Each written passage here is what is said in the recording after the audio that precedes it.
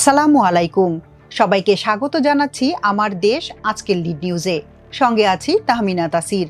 আমাদের আজকের লিড নিউজের শিরোনাম, জাতীয় পার্টির রাজনীতি নিষিদ্ধ চায় জামায়াত, এনসিপি, বিএনপির না।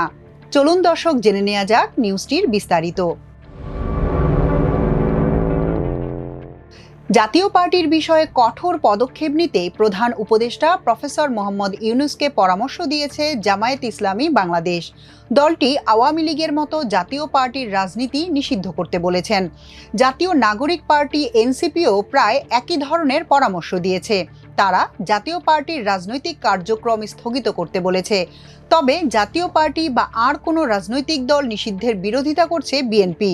দলটি বলেছে তারা আর কোনো রাজনৈতিক দল বা তাদের কার্যক্রম নিষিদ্ধ চায় না। এ বিষয়ে প্রধান উপদেষ্টা 3টি দলের বক্তব্য শুনেছেন। এ বিষয়ে তিনি কোনো মন্তব্য করেননি। ডক্টর ইউনূস বলেছেন, নির্বাচনের কোনো বিকল্প নেই। ফেব্রুয়ারির প্রথমার্ধে উৎসবমুখর পরিবেশে দেশে নির্বাচন হবেই।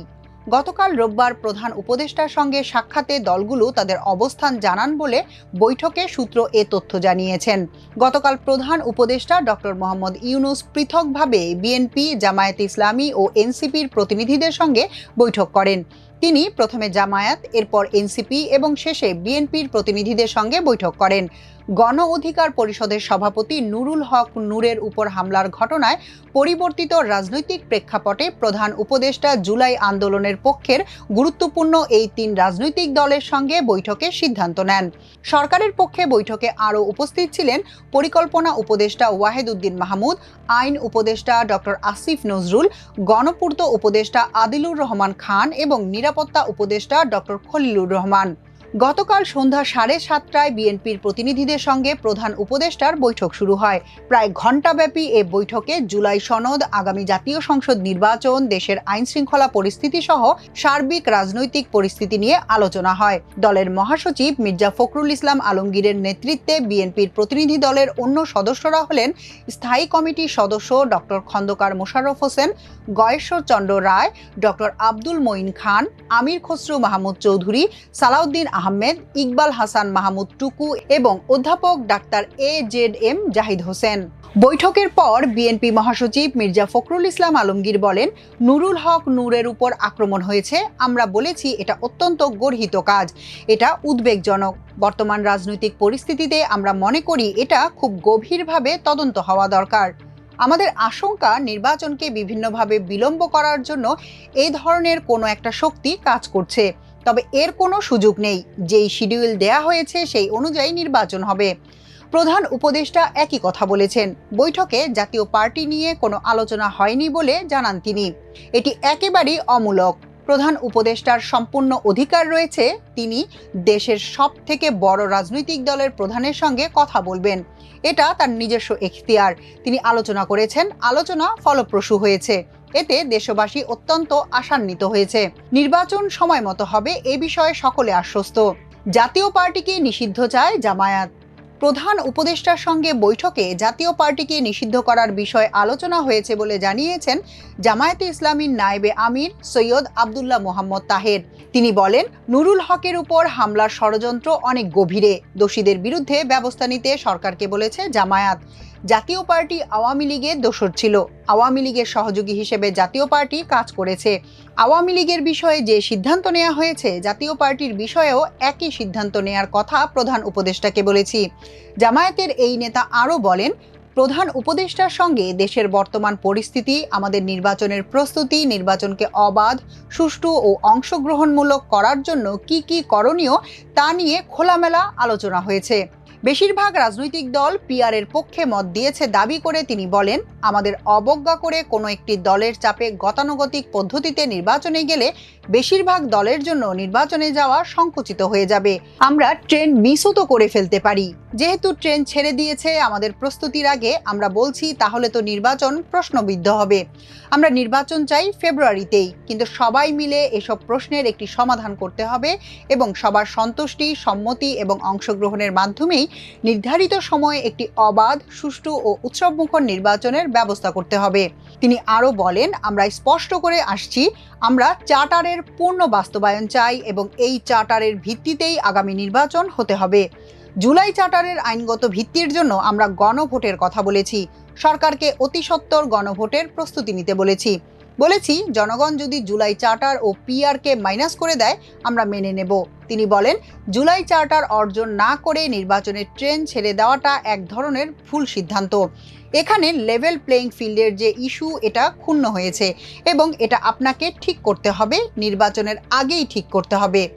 চাঁদাবাজি নিয়ন্ত্রণ করতে না পারা অন্তর্বর্তী সরকার কিভাবে এত বড় নির্বাচন পরিচালনা করবে তা নিয়ে তারা শঙ্কিত এবং উদ্বিগ্ন মন্তব্য করে তাহের বলেন, আগে একদল বাস স্ট্যান্ড দখলে নিত, এখন আরেকটি গ্রুপ নিয়েছে।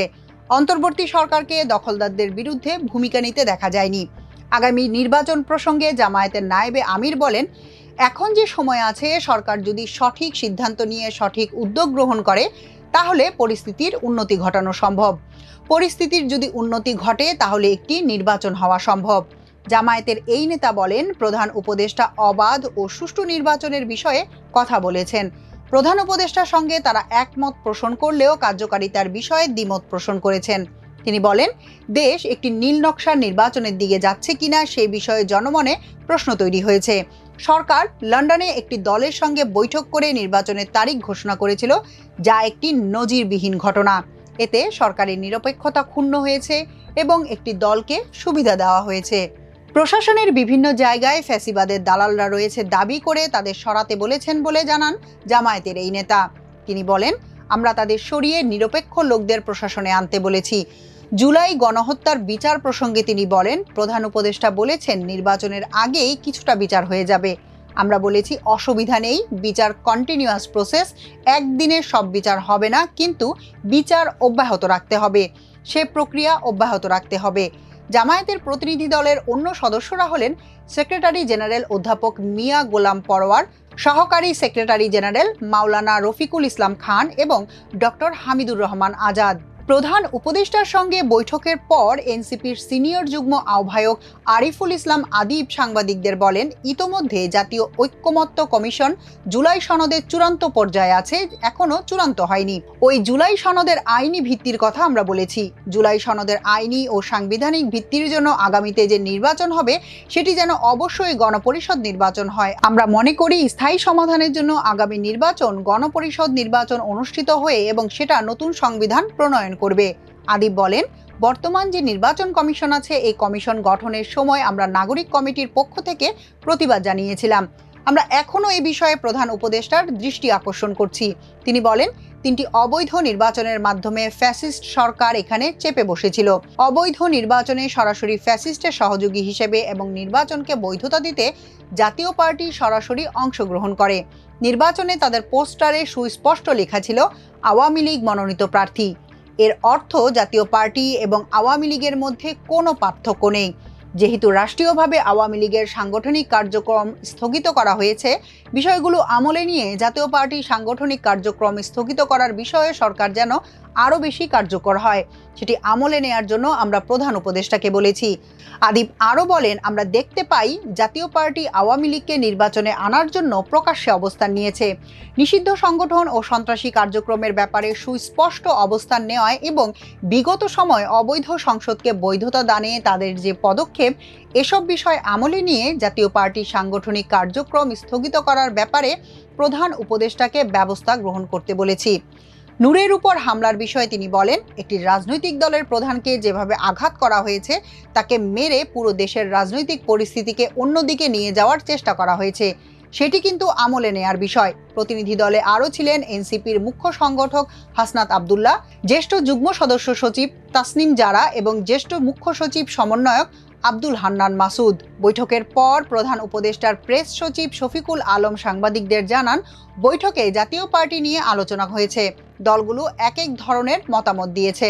প্রধান উপদেষ্টা সেটা শুনেছেন। শফিকুল আলম বলেন, প্রধান উপদেষ্টা যে ঘোষণা দিয়েছে নির্বাচন সেই সময়ের মধ্যে হবে, অর্থাৎ ফেব্রুয়ারির প্রথমার্ধে একটি অবাধ, সুষ্ঠু, উৎসবমুখর পরিবেশে নির্বাচন অনুষ্ঠিত হবে। সকল রাজনৈতিক দলকে নির্বাচন নিয়ে প্রধান উপদেষ্টা আবারও তার প্রতিশ্রুতি জানিয়েছেন। তিনি বলেছেন, নির্বাচন ছাড়া কোনো বিকল্প নেই। তিনি বলেছেন, কেউ যদি নির্বাচন ছাড়া কোনো বিকল্প নিয়ে ভাবে সেটা হবে জাতির জন্য গভীর বিপজ্জনক। প্রধান উপদেষ্টা বলেছেন শান্তিপূর্ণ ও উৎসবমুখর নির্বাচন হবে। তিনি বারবার বলেছেন এটা বাংলাদেশের ইতিহাসে on of the best election হবে। পিআর পদ্ধতি নিয়ে রাজনৈতিক দলগুলোর সঙ্গে ঐক্যমত্য কমিশনের কথা হচ্ছে। এই বিষয়টি কমিশন গণমাধ্যমকে জানাবে। তিনি বলেন বৈঠকে জাতীয় পার্টি নিয়ে আলোচনা হয়েছে, এক একজন এক এক ধরনের মতামত দিয়েছেন, প্রধান উপদেষ্টা সেটা শুনেছেন। এক প্রশ্নের জবাবে প্রেস সচিব বলেন খুবই সৌহার্দ্যপূর্ণ ও আন্তরিক পরিবেশে বৈঠক হয়েছে। বৈঠকে দুর্গাপূজার বিষয়টি এসেছে জানিয়ে তিনি বলেন দুর্গাপূজা ঘিরে দেশে যেন কোনো ধরনের ষড়যন্ত্র, কেউ যেন অস্থিতিশীল পরিস্থিতি সৃষ্টি করতে না পারে, সেজন্য সকল রাজনৈতিক দলকে সজাগ থাকার পাশাপাশি সকলের সহযোগিতা চেয়েছেন প্রধান উপদেষ্টা। ঐক্যমত্য কমিশনের সাক্ষাৎ বৈঠকের ফাঁকে প্রধান উপদেষ্টার সঙ্গে জাতীয় ঐক্যমত্য কমিশনের সহসভাপতি অধ্যাপক আলী রিয়াজ ও প্রধান উপদেষ্টার বিশেষ সহকারী মনির হায়দার সাক্ষাৎ করেন বলে জানান প্রেস সচিব। বলেন জুলাই সনদ চূড়ান্ত করার বিষয়ে কি কি অগ্রগতি হয়েছে তারা প্রধান উপদেষ্টাকে অবহিত করেছেন। এর পাশাপাশি জুলাই সনদের বিষয়ে রাজনৈতিক দলগুলো কি মতামত দিয়েছে সেটা নিয়েও আলোচনা হয়েছে। এখনকার মতো এ পর্যন্তই। সবাই ভালো থাকুন, সুস্থ থাকুন, থাকুন আমার দেশের সঙ্গে। চ্যানেলটি ভালো লাগলে সাবস্ক্রাইব করুন। আল্লাহ হাফেজ।